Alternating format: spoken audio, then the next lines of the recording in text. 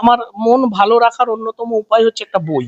যেমন বই পড়লে আমার মুড সুইং হয়ে যায়। মানে আমি ছোট থেকে না বড় এইভাবে হয়েছি না, না খুব সাধারণ পরিবার থেকে, তো মনে না একটা জেদ চলে এসেছে যে ভাই আমি কি করব, আমি রাজনীতি কি করব, আমি কি বলবো, আমি কার সাথে চলবো, এটা তুমি ঠিক করে দেবে? তুমি শুধু শাসক দল বলে, তোমার হাতে পুলিশ আছে বলে? আমি বীজপুরের ছেলে, আমি বীজপুরেই বলছি, আজকে যারা রাজনীতি করছে তারা রাজনীতির জগতের মানুষই না। তাহলে ভারতীয় জনতা পার্টিতে কে প্রার্থী হবে, কে কে হবে এটা ফ্যাক্টরি নয়, যে কেউ হতে পারে এবং প্রত্যেকেই প্রস্তুত। সুদীপ্ত দাস বিজেপির একদম বিতর্কিত বলবো না, যুক্তিবাদী নেতা। সুদীপ্ত দা, আপনাকে 24 ঘন্টা ল্যাবে অনেক অনেক স্বাগত। নমস্কার। আপনাদের মাধ্যমে আপনাদের সকল দর্শককে আমার অনেক শুভেচ্ছা, অভিনন্দন আগামীর পরিবর্তনের জন্য। বাংলার মানুষকে আপনাদের মাধ্যমে আমি শুভেচ্ছা জানালাম, আগাম শুভেচ্ছা এবং অভিনন্দন। আজকে একদম খোলামেলা পরিবেশের কিছু রাজনৈতিক প্রেক্ষাপটের আলোচনা করব আমরা সুদীপ্ত দার সাথে, যেহেতু একদম স্পষ্ট বক্তা, স্পষ্ট ভাষা বলতে তিনি কিন্তু ভালোবাসেন, তবুও বাংলা। সুদীপ্ত দা, বাবা চাকরিজীবী সরকারি, মা গৃহিণী, অ্যাকাউন্টেন্সির অনার্স, আপনি হঠাৎ করে রাজনীতির প্রেক্ষাপটে আগমন আপনার, কিভাবে দেখছেন এটা? মানে কেনই বা এই চেষ্টা? দেখুন, এই চেষ্টা তো হঠাৎ করে নয়। মানে বীজপুরে আমার রাজনৈতিক জীবন হয়ে গেল 25 বছরের। মানে 2000 সাল থেকে আমি রাজনীতি করি, যখন আমি মাধ্যমিক পরীক্ষা দেবো আর কি। বাবা চাকরিজীবী, আমি একটাই ছেলে বাড়ির, কিন্তু ছোট থেকেই একটু শখ ছিল, একটু ডানপিটে ছিলাম আর কি।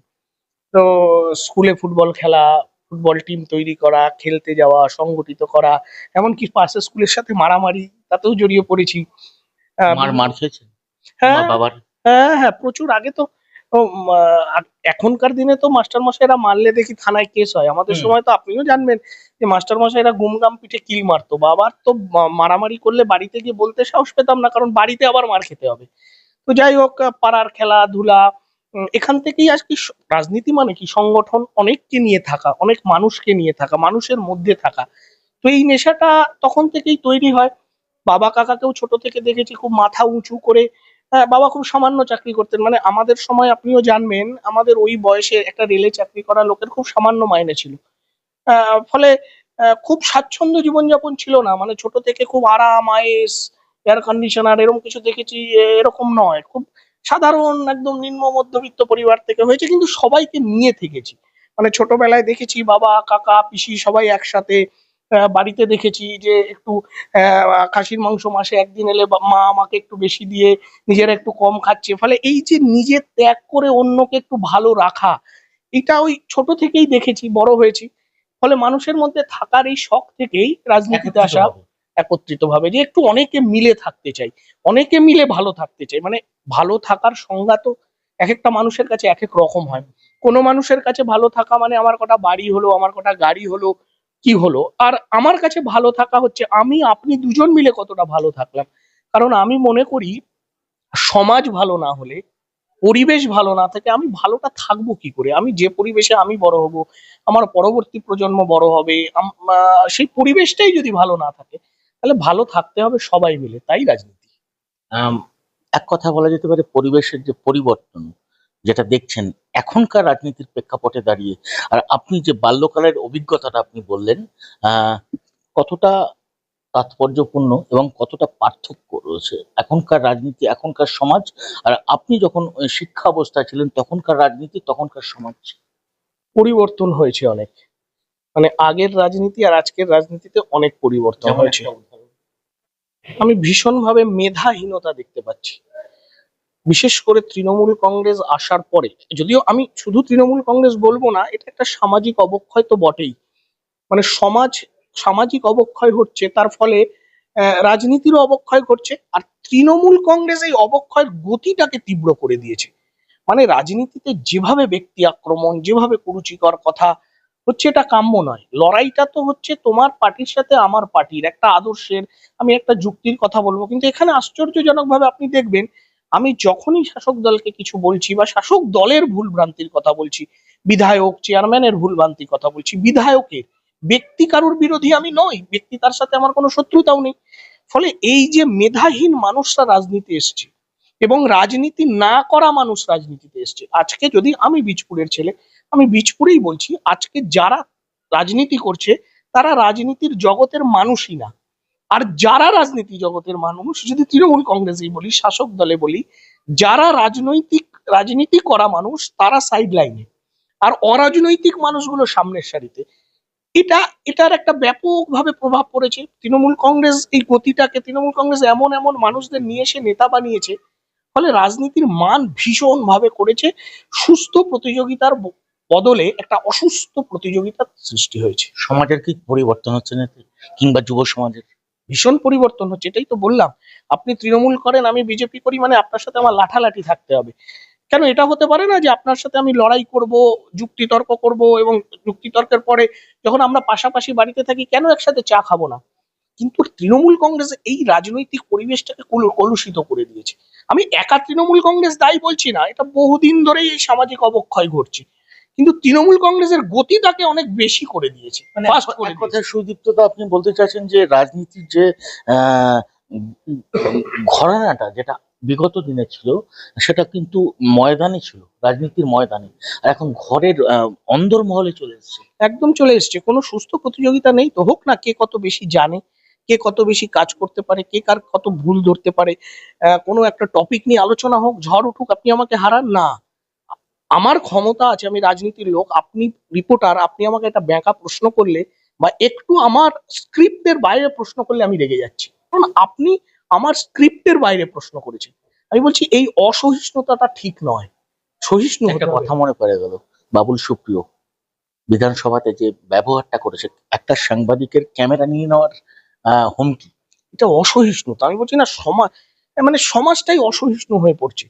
এবার এখান থেকে রাজনৈতিক নেতাদের দায়িত্ব অনেক বেশি, যে সমাজকে সহিষ্ণু করতে হবে। আমার 100 বার কেউ আমার বিরোধী কথা বলছে, গণতন্ত্রের অধিকার থাকবেন, আপনি রিপোর্টার, স্ক্রিপ্টের বাইরে প্রশ্ন করবেন। হ্যাঁ, আপনারও প্রশ্ন করার অধিকার আছে, আমি প্রশ্নের উত্তর দেব। যদি আমি উত্তর না দিতে চাই, আমারও সে অধিকার আছে, কিন্তু আমার কখনোই রেগে গিয়ে আপনাকে মারবো, ধরতে যাবো বা আপনার থেকে কিছু কেড়ে নেবো এই অধিকার নেই। আবার আপনার সঙ্গে ওই যে হয়ে গেল একটা কথা, আপনার সাথে একটা তর্ক, এখন এটা কোনো বিষয় হতেই পারে, এটা শেষ হয়ে যাওয়ার পর আমরা একসাথে চা খাবো, গল্প করব। তো এই পরিবেশটা নষ্ট করে দিয়েছে, এবং আমি আপনাকে বলছি যে ভীষণভাবে তৃণমূল কংগ্রেস ক্ষতি করে দিয়েছে, একটা চরম অসহিষ্ণু পরিবেশ। মানে তৃণমূল কংগ্রেস এটাকে এত ফাস্ট করে দিয়েছে, যে এর থেকে মুক্তি ঘটাতে গেলে না, আপনাদের, আমাদের, আপনাদেরও অনেক লড়াই করতে হবে। এত মান খারাপ করে দিয়েছে তৃণমূল কংগ্রেস সমাজে। সুদীপ্ত দা, রাজনীতির বাইরের একটু কথা বলি, একটু বিগত সুদীপ্ত। হুম। এক কথা যদি বলা যায়, আপনি গল্প পড়তে ভালোবাসেন, বই পড়তে ভালোবাসেন, গানও শুনতে ভালোবাসেন। এই সব জিনিসগুলো আপনার মধ্যে আছে। তা এই সব জিনিসগুলো বাদ দিয়ে রাজনীতির ময়দান, এই জায়গাটা কি একটুখানি ব্যতিক্রমী না? আর দ্বিতীয়ত, যে কথাগুলো বললাম আমি আপনাকে, যে আপনি খেলা ভালোবাসেন, বই পড়তে ভালোবাসেন, কবিতা, হয়তো লেখারও বোধহয় আপনার টুকটাক অভ্যেস আছে, সেই প্রেক্ষাপট থেকে সম্পূর্ণভাবে বেরিয়ে রাজনীতির ময়দানে না দেখুন, এর প্রথম কথা, এটা বিগত সুদীপ্ত নয়, এটা এখনো সুদীপ্ত। লেখেন এখন। না, লিখি, দেখুন আমরা তো ওইভাবে লেখা নয়, কিন্তু নিজের অভিজ্ঞতা একটু লিখে রাখতে কার না ভালোবাসে। যেমন আমরা গান ভালোবাসি, কে গান ভালোবাসে না? ফুল, গান, বাচ্চা সবাই ভালোবাসে।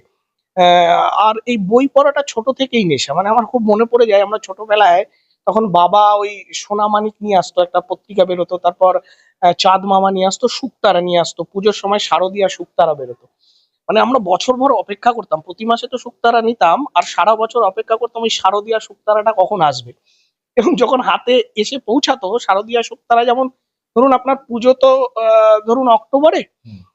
আনন্দ মেলা আপনার আগস্টে প্রকাশিত হয়ে যায়, আগস্ট, সেপ্টেম্বর, সেপ্টেম্বরে আপনার শুকতারা প্রকাশিত হয়। মানে এরকম হতো যে বইটা এলে ও 7 দিনের মধ্যে শেষ হয়ে যেত, যে যা শেষ হয়ে গেল। সেই অভ্যেসটা এখনো আছে আপনার? সেই অভ্যাসটা এখন তো স্বাভাবিকভাবে সময়ের কারণে কম হয়, কিন্তু বই। লেখার আমরা তো শুনেছি লেখার অভ্যেসও আছে আপনার, এখন কি লেখেন? না, লেখা দেখুন, এটার জন্য যে মানসিক স্থিতির দরকার হয়, এই কঠিন পরিস্থিতির মধ্যে দিয়ে, মানে আমাদের রাজনীতি করতে গিয়ে আমাকে যে কঠিন পরিস্থিতির মধ্যে দিয়ে চলতে হয়েছে, এটা তো কখনোই কাম্য নয়, খুব কষ্টের মধ্যে দিয়ে যেতে হয়েছে, এটা তো অস্বীকার করবো না। কারণ শাসক দলের একেবারে রোষানলে পড়ে, মানে শাসক দল যেন ব্যক্তি আমাকে শত্রু মনে করে ফেলেছে। ওই যে বললাম, সমাজের মান কমেছে, ফলে স্বাভাবিকভাবে আর আমারও একটা জেদ চেপেছে, কারণ জানেন তো ছোট থেকে না বড় এইভাবে হয়েছি না, না খুব সাধারণ পরিবার থেকে, তো মনে না একটা জেদ চলে এসেছে যে ভাই আমি কি করব, আমি রাজনীতি কি করব, আমি কি বলবো, আমি কার সাথে চলবো, এটা তুমি ঠিক করে দেবে? তুমি শুধু শাসক দল বলে, তোমার হাতে পুলিশ আছে বলে। ফলে এই এই ছোট থেকে যে পরিবার দেখেছি, যে ঘাম রক্ত মানে মাথার ঘাম পায়ে ফেলে বাবা রোজগার করতে করে আনতে দেখেছি, কিন্তু কোনোদিন মাথা নিচু হতে দেখিনি। ফলে ওই জেদটা না মনে থেকে গেছে। ফলে সেই জেদে এখন রাজনীতি করে যাচ্ছে এরকম দোর্দণ্ড প্রতাপ শাসকের বিরুদ্ধে। ফলে লেখালেখিটা হয় না, তবে বই তো পড়তে ভালো লাগে, আর বই আমার লেখালেখিটা এখন হয় না, আগে তো হতো। যদি আপনার লেখার দুটো লাইন যদি দর্শকদের একটু শোনান। ওইভাবে তো গান কবিতা কিছু নেই, কারণ আমরা ওরকম নয়। তবে হ্যাঁ, নিজের অভিজ্ঞতা যেমন ডায়েরিতে লিখতে ভালো লাগতো, নিজের এই যে জীবন কালটা আমি এখনো চেষ্টা করি রাতে যদি সম্ভব হয় যে আমি সারাদিন কি করলাম, কেন করলাম। 10 বছর আগে আপনি লিখেছিলেন কিংবা 6 বছর আগে লিখেছিলেন, আজকের সমাজের সাথে, আজকের কোনো বৈষম্যের সাথে অনেকটা ম্যাচিং হয়ে গেছে, এমন কিছু? হ্যাঁ, অনেক কিছু আছে, তো অনেক কিছু নেই, অনেক পার্থক্য আছে। যদি 5 বছর আগের খাতা উল্টাই, তবে তার সেই দিনের সাথে আজকের দিনে অনেক পার্থক্য আছে, এটা তো শুরুতেই বললাম। তবে আমি এখনো চেষ্টা করি, মানে আমার মন ভালো রাখার অন্যতম উপায় হচ্ছে একটা বই। যেমন বই পড়লে আমার মুড সুইং হয়ে যায়, মানে আমি যত ডিস্টার্বের মধ্যে থাকি, এই বই পড়া শুরু করলে আমি একটা অন্য জগতে চলে যাই, মানে সেই সময়টা। যদিও সেই সময় বার করাটা এখন খুব কঠিন, তবে চেষ্টা করব আগামী দিনে এর মধ্যে থাকার এবং সমাজকেও এটা উপহার দেওয়ার। আমি একটা কথা, আপনি ভালো কথা বললেন, আমার মনে পড়ে গেল। আমরা রামধনু থেকে দুর্গাপুজোয় সবাই বুক স্টল করে, আমরা রামধনু থেকে আপনি ওই পুরোনো সোশ্যাল মিডিয়া ঘাটলে দেখতে পারবেন, আমরা রামধনুতে বুক স্টল তো সবাই একটা প্যান্ডেল করে একটা স্টল করে। আমরা পুরো মাঠ জুড়ে কাশফুল, একটা বাঁশ বাঁশ পুঁতেছিলাম, তার গা থেকে এরকম কাশফুল দিয়ে সাজিয়েছিলাম, এবং ওই কাশফুলের পিছনে বই ছিল। মানে এইভাবে আমরা স্টলটা সাজিয়েছিলাম, আপনি পুরোনো সোশ্যাল মিডিয়া ঘাটলে বা ওই অঞ্চলের মানুষ জানেন। এবং আমরা একটা প্রোগ্রাম করেছিলাম, নাম দিয়েছিলাম হই বই চই। এবং রামধনুতে ওই পুজোর প্রথম দিন তা গিল্ডের সভাপতি ছিলেন ওই ত্রিদীপ দা, এখনো উনি আছেন গিল্ডের সভাপতি, বুক সেলার্স গিল্ডে। তিনি উদ্বোধন করেছিলেন আমাদের কাঁচরাপাড়ার এই এই সময়ের অন্যতম কিশোর সাহিত্যিক বা হিমাদ্রি কিশোর দাশগুপ্ত উনি ছিলেন, স্বপ্নময় চক্রবর্তী ছিলেন। এদের দিয়ে মানে পুজোর সময় সাহিত্য আড্ডা হচ্ছে রামধনুতে। যে সময় পুজোয় বক্স চালিয়ে গান চালিয়ে নাচো বিরিয়ানি খাও, এর এর বাইরে বেরিয়েও পুজোয় সাহিত্যের আড্ডা হচ্ছে, সাহিত্য নিয়ে আলোচনা হচ্ছে। এটা চেষ্টা করেছিলাম আমরা, সময়ের সাথে সাথে পারিনি, রামধনুকে শেষ করে দেওয়া হয়েছে, কিন্তু রামধনু আজও আছে। সাহিত্যের চর্চা হচ্ছে, পুস্তক বিক্রিও হচ্ছে, কিন্তু এখনকার পুজো তো অন্য জিনিস বিক্রি। এটাই তো হচ্ছে ব্যাপার। এখন পুজোতে আর ওই নামকা ওয়াস্তে কিছু বুক স্টল থাকে, কোটাতে বই কেনানো হয়। আমরা একেবারে আপনি পুরোনো ঘাটলে দেখতে পারবেন। ব্যাপারটা হচ্ছে আমাদের যা যেটুকু করতে পেরেছিলাম, আমি তো কোনো প্রশাসনিক কোনো পদে ছিলাম না, এমএলএ ছিলাম না, চেয়ারম্যান ছিলাম না, কাউন্সিলর ছিলাম না, একটা সংস্থা থেকে আমরা যেটা যেটা করতে পেরেছি, এবং সেটা সামনের, আমার কোনো গল্প নয়, আপনারা সবাই জানে এটা। মানে ব্যাপারটা হচ্ছে আমি যতটুকু জানি ততটুকু অন্যরাও জানে। তো যা যা করেছিলাম দেখবেন তো যে সেই নিদর্শন হালিবীজপুরে আর আছে কিনা। বীজপুরের যে সমীকরণ, প্রায় এক কথায় বলতে গেলে আপনার হাতের মুঠোয়। হ্যাঁ, এই এই বিষয় বীজপুর নিয়ে বেশি আপনি উত্তাপ তৈরি করেছেন, যদিও একদম যুক্তি দিয়ে, প্রকৃত যুক্তি দিয়ে তুলে ধরেছেন বারবার, একাধিকবার আমরা দেখেছি। তা এই বীজপুর নিয়ে কি আগামী দিনে কোনো লেখার কোনো চেষ্টা আছে আপনার? দেখুন, বীজপুর নিয়ে লেখা, ওটা লেখালেখি ওটা একেবারে আমার, মানে আমরা তো খুব, মানে ওই লেখা মানে অন্যে পড়বে এরকম নয়, নিজের মনের চাহিদা মেটানোর জন্য লেখা। তবে একটা ইচ্ছা আছে, বীজপুরের মধ্যে আমাদের হালি শহর পড়ে, মানে হালি শহর মানে সাধক রামপ্রসাদ সেনের হালি শহর। ঐতিহাসিক মানে বাপরে, এর যে ইতিহাস, এমন মানব জমিন রইল পতিত, আবাদ করলে ফলতো সোনা, সাধক রামপ্রসাদ সেন বলে গেছেন। মানে কত বড় কথা। এই সাধক রামপ্রসাদকে আমরা বিশ্ব দরবারে তুলে আনতে তো পারিনি, চেষ্টা করব আগামী দিনে, যদি মানুষ আমাদের সুযোগ দেন, যে আরো বেশি করে এই রামপ্রসাদের ইতিহাস, রামপ্রসাদী গানের ইতিহাস, হালি শহরের ইতিহাস নিয়ে যারা লিখতে পারেন, যারা হালি শহরের ইতিহাস জানেন, তাদেরকে সামনে নিয়ে আসা এবং তাদেরকে সুবিধা দেওয়া, যে আপনারা লিখুন, আপনারা হালি শহরের জন্য লিখুন, আমরা আছি আপনাদের সাথে। এই চেষ্টাটা অবশ্যই থাকবে। শুধু বামপন্থার সাথে রাষ্ট্রবাদ, এটা কিভাবে দেখেন? পাশাপাশি আর একটা প্রশ্ন, যেটা স্বাধীনতা আন্দোলনে বামপন্থীদের অবদানের কাছে আপনার আদর্শ ধপে টেকে না, তাহলে ইতিহাসকে কিভাবে রাখবেন বাঙালি জাতির কাছে আপনি? দেখুন, ইতিহাস আসলে আমরা তো যেটা পড়েছি, আমরা কোথায় পড়েছি? পাঠ্য বইয়ে পড়েছি। পাঠ্য বই কারা লিখেছে? আমরা তো সেই বইটাই পড়েছি যেটা আমাদের পড়ানো হয়েছে।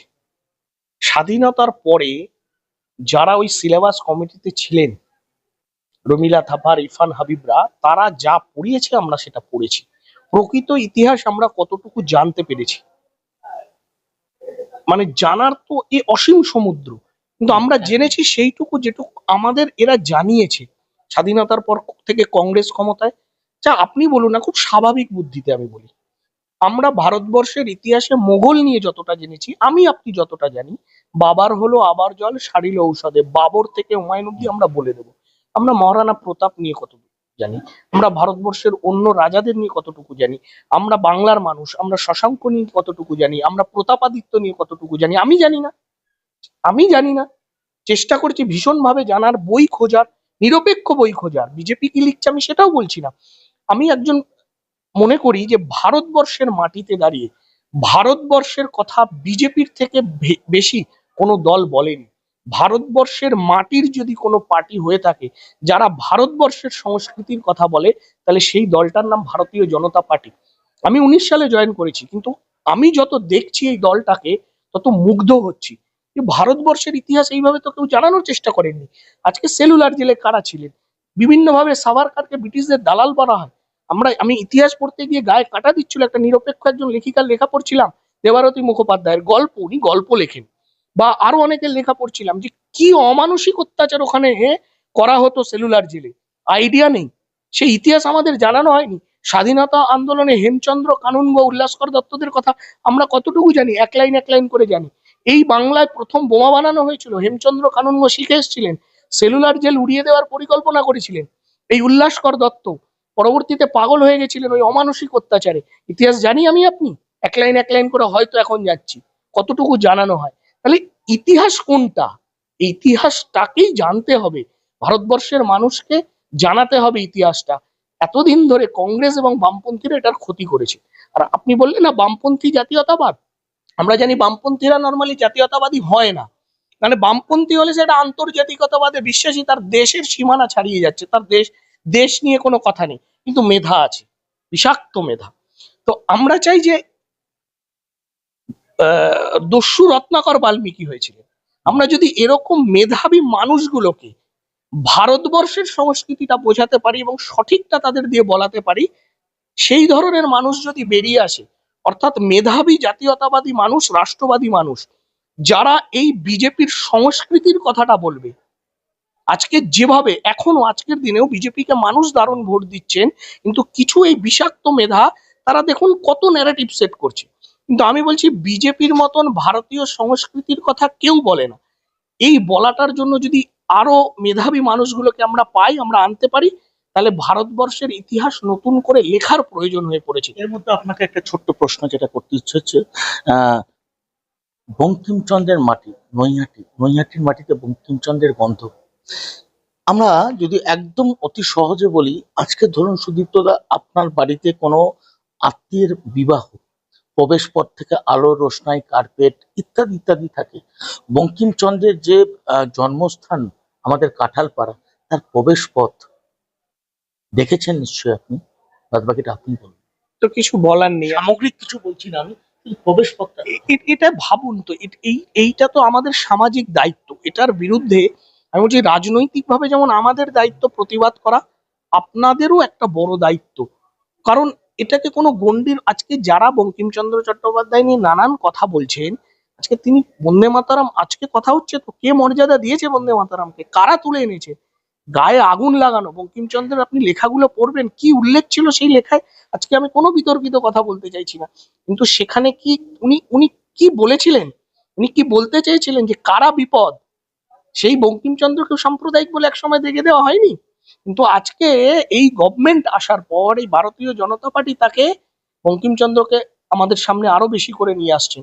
আজকে যারা বঙ্কিমচন্দ্রের নাম নিয়ে লাফাচ্ছে, তারা সেই মর্যাদা দেয়নি, দিলে আজকে নৈহাটির ওই যেটা আপনি বললেন যে প্রবেশ পথের আজকে এই অবস্থা হতে পারে, এত স্মৃতি বিজড়িত, যে যার ধ্বনিতে ভারতবর্ষে বিদ্রোহ তৈরি হয়েছিল, যার বন্দে মাতারাম ধ্বনি থেকে যেতে শত শত যুবক, হাজার হাজার যুবক প্রাণ বলিদান দিতে গেছে, সেই বন্দে মাতারামের স্রষ্টার বাড়ির ওই অবস্থা, অথচ তৃণমূলের কোনো নেতার বাড়ির সামনে রাস্তা যাতে লরি ঢোকে সেই ব্যবস্থা করে দেওয়া হয়।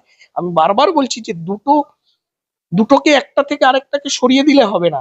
এই সামাজিক অবক্ষয় অনেক দিন ধরে শুরু হয়েছে, কিন্তু তৃণমূল তাকে দারুণ গতি দিয়েছে।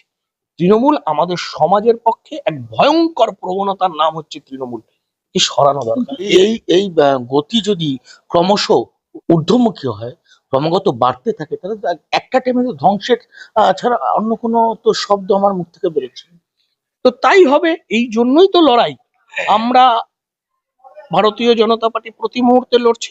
মানুষও এবার প্রচন্ড বীতশ্রদ্ধ, মানুষ আর চাইছে না, বরং মানুষ আমাদের প্রশ্ন করছে, মানুষ আমাদের উপর রেগে যাচ্ছে, ভাই তোমরা কি করছো, নামো না রাস্তায়, লড়ো। মানে মানুষ জোর করে আমাদের বলছে যে তোমরা লড়ো, তার মানে মানুষ চাইছে।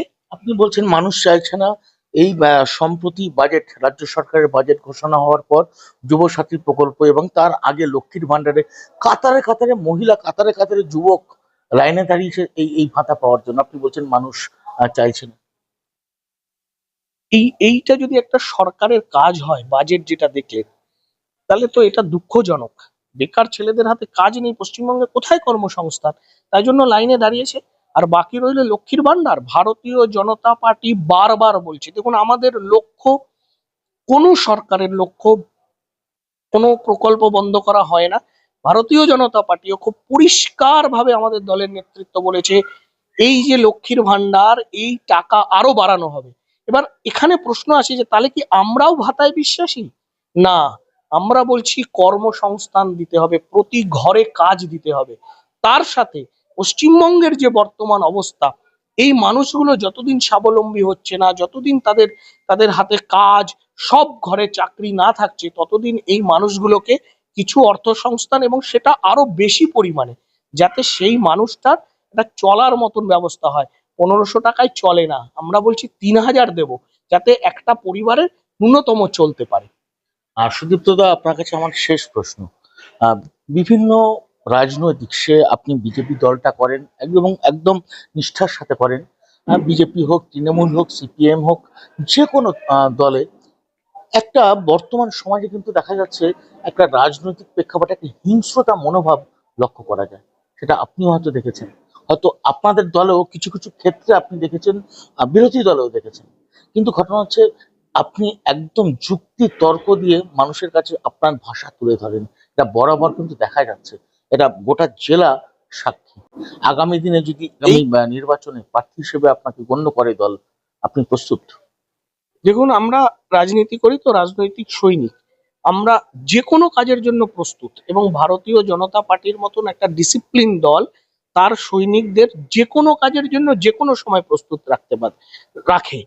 আমি ঝান্ডা বাঁধতে প্রস্তুত, আমি মিছিলে হাঁটতে প্রস্তুত, আমি মঞ্চ সাজাতে প্রস্তুত, আমি সামনের সারিতে লড়াই করতে প্রস্তুত। আমি যে কোনো কাজের জন্য ভারতীয় জনতা পার্টি তার প্রতিটা কর্মীকে সেইভাবেই প্রস্তুত রাখে, আমাকেও সেইভাবেই প্রস্তুত রেখেছে। প্রার্থী হিসেবে সব রকম ভাবে প্রস্তুত, বলছি তো, শুধু প্রার্থী হিসেবে নয়। ভারতীয় জনতা পার্টি, আজকে নীতিন নবীন আমাদের সভাপতি হলেন, অল্প বয়সী, নতুন প্রজন্ম। তাহলে ভারতীয় জনতা পার্টিতে কে প্রার্থী হবে, কে কে হবে, এটা ফ্যাক্টরি নয়, যে কেউ হতে পারে, এবং প্রত্যেকেই প্রস্তুত। যে প্রার্থী হবে, ভারতীয় জনতা পার্টি যাকে প্রার্থী করবে, যদি আমাকে করে, যদি অন্য কাউকে করে, যদি আরেকজন কাউকে করে, আমি বলছি প্রত্যেকে প্রস্তুত। প্রচুর ভালো ভালো ছেলে ভারতীয় জনতা পার্টিতে আছে, প্রচুর ভালো ভালো ছেলে, তার মধ্যে যে কেউ হতে পারে, এবং প্রত্যেকে প্রস্তুত।